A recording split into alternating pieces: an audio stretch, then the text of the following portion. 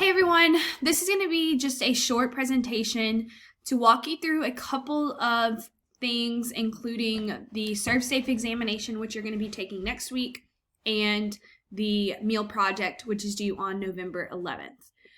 I decided to go ahead and make this recording instead of having a live Zoom class because I understand some of you may still be without power following Hurricane Zeta. So first up, I want to talk about the ServSafe exam. This is scheduled during class time on Thursday of next week. So November 5th, I believe. Let me double check. Yes, November 5th. Because of social distancing guidelines, we can only fit 10 students in the computer lab at a time.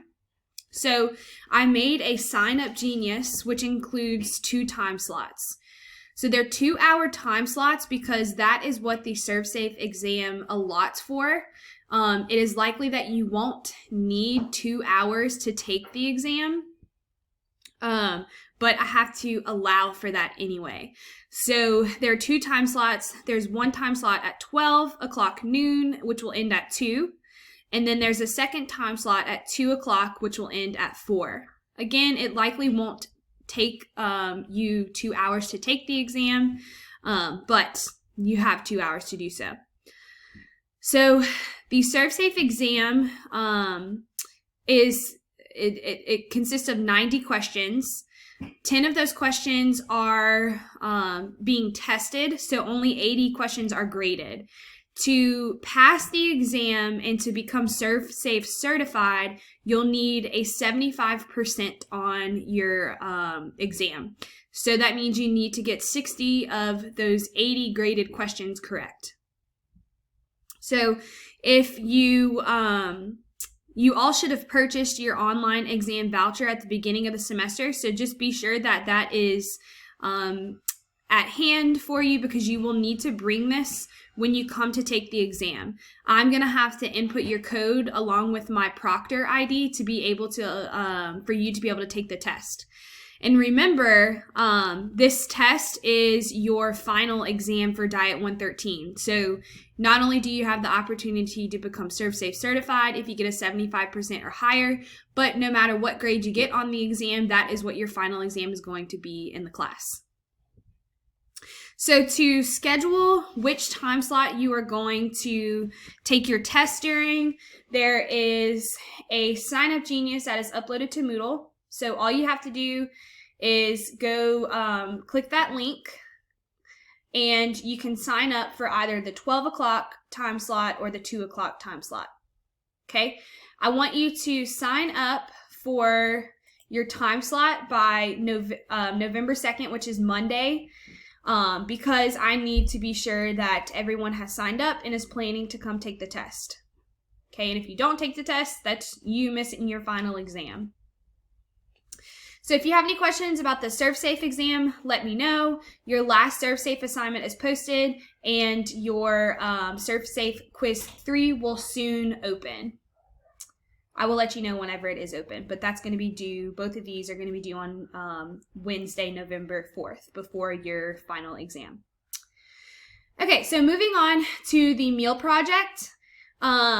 This is going to be due on Wednesday, November 11th, so you have quite a bit of time to still work on this. So your meal project, if you click on the assignment, there is a link to the Google Doc that has all of the directions for the meal assignment.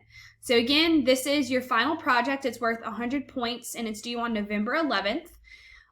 The main purpose of this meal project is for you to put together all of the things you've learned this semester by creating a single meal, applying the MyPlate principles, costing it, and then creating a sustainability plan.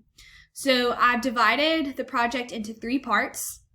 For part 1, you're going to illustrate the meal that you've chosen by the MyPlate food groups. So your meal needs to include 2 servings of fruits and vegetables, 1 serving of grains, 1 serving of protein, and 1 serving of dairy. It can certainly have more of these, but this is your minimum requirement for each food group, okay? So you're going to create a title page. You're going to tell me what your meal name is and if it's a breakfast, lunch, or dinner meal. So you're going to be illustrating that you're meeting these My Plate goals, and you can do that in whichever way you prefer. So this is an example from last year. I gave them a little bit of different direction, so they didn't have to meet minimum requirements per meal because they created more meals than what you guys are doing. But you can see here, they're telling me what is in that meal, and then they're telling me which food groups were met with that meal, okay? Here is another example, which you can also use. You see they have eggs, toast, a fruit cocktail, and then a glass of milk. And this is all illustrated to show that they're meeting those My Plate recommendations.